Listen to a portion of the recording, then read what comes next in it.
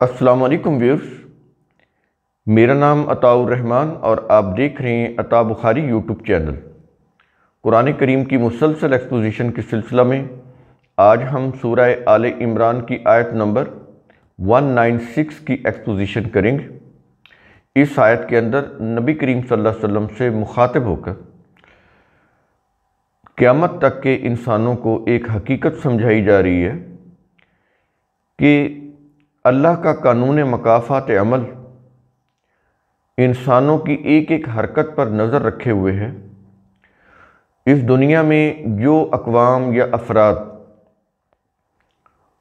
ظلم سے تسلط جماتے ہیں، قبضہ کر لیتے ہیں، دولت اقتدار حاصل کر لیتے ہیں، یہ وقتی فائدے ہیں، اس سے متاثر نہیں ہونا چاہیے، لیکن بالآخر انہیں اپنے ظلم کا نتیجہ بھگتنا ہوتا ہے۔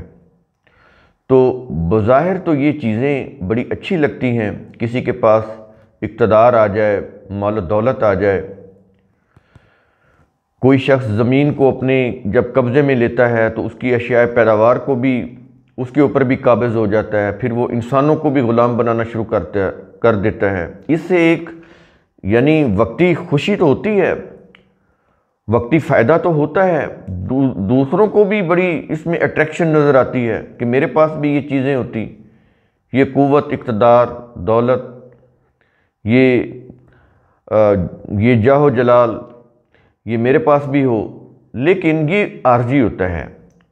ظلم کے ذریعے سے جو بھی چیز حاصل کی جاتی ہے وہ وقتی ہوتی ہے، اس سے جو فائدہ ہوتا ہے وہ وقتی طور پر ہوتا ہے، لیکن بالآخر انہیں اپنا انجام بھگتنا ہوتا ہے، اس دنیا میں بھی اور آخرت میں بھی۔ تو اس سے دلوں کے اندر ایک چیز پیدا ہو جاتی ہے کہ کاش یہ میرے پاس بھی چیزیں ہوں۔ تو اس سے منع کیا جا رہا ہے کہ تمہاری نظر اپنے مقصد کی طرف ہونی چاہیے، تم اپنے حصے کا کھاؤ۔ رزق حلال جو ہے یہ بہت ضروری ہے۔ ظلم سے، کرپشن سے، بدعنوانی سے، رشوت سے حاصل کی ہوئی دولت وہ انسان کو وقتی فائدہ تو ضرور دے گی، لیکن ان دی لانگ رن اس کے لیے تباہی کا باعث بنے گی، نقصان دہ ہوگی۔ یہ چیز سمجھائی جا رہی ہے آیت کے اندر۔ تو شروع کرتے ہیں۔ الفاظ ہیں لا یغرنک، اے رسول تجھے ہرگز دھوکہ میں نہ ڈالے۔ کیا چیز دھوکے میں نہ ڈالے؟ آگے خود بتا رہا ہے۔ تقلب الذین کفروا فی البلاد، کفر کرنے والوں کا شہروں میں چلنا تجھے دھوکہ میں نہ ڈالے۔ یہ تقلب، اس کا مطلب موومنٹ ہوتا ہے، ان کا شہروں میں چلنا۔ جو لوگ کفر کرتے ہیں، اللہ کے قوانین کا انکار کرتے ہیں، شہروں میں ان کی چہل پہل، گہما گہمی، ان کی فتوحات، ان کا تسلط تجھے فریب نہ دے۔ یعنی نبی کریم صلی اللہ علیہ وسلم سے مخاطب ہے، لیکن پوری انسانیت سے کہہ رہا ہے کہ یہ نہیں اس سے اٹریکٹ ہو کے، متاثر ہو کے تم کہو کہ یہ چیزیں کاش ہمارے پاس بھی ہوں، جیسا کہ انسان کی عام نفسیات ہے۔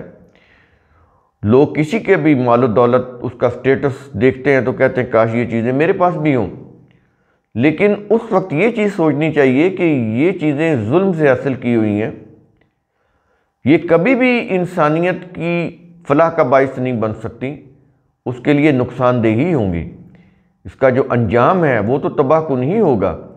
یہ چیزیں سامنے رکھنی چاہیے۔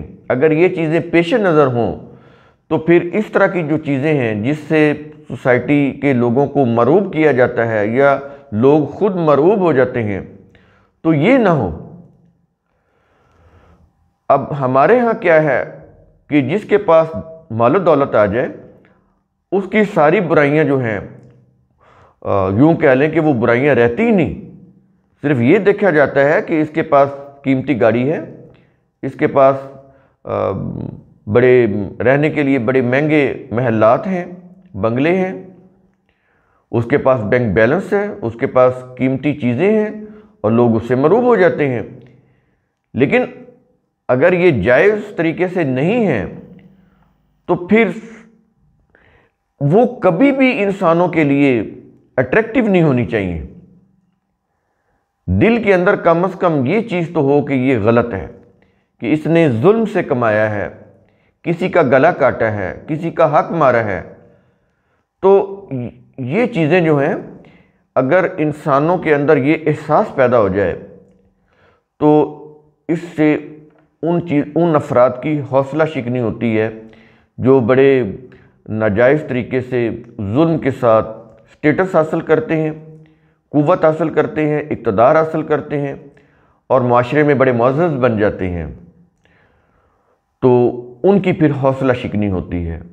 لیکن ہمارے ہاں الٹا یہ ہوا کہ بجائے ان کی حوصلہ شکنی کے لوگ خود اس سیلاب میں بہہ گئے کہ ہر کوئی اسی کوشش میں ہے کہ جائز ناجائز بائی ہک اور کروک مجھے یہ سٹیٹس مل جائے، اوور دا نائٹ میں امیر ہو جاؤں۔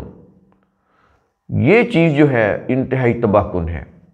اس سے بچانے کے لیے اس آیت کے اندر نبی کریم صلی اللہ علیہ وسلم کو مخاطب کر کے پورے انسانیت کو، پورے قیامت تک کی انسانیت کو یہ چیز سمجھائی جا رہی ہے کہ یہ سوچ جو ہے انتہائی تباہ کن ہے، اس سے بچنا ہے اور یہ چیز دھوکہ میں نہ ڈالے۔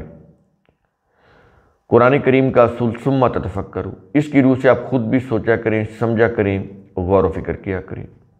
شکریہ۔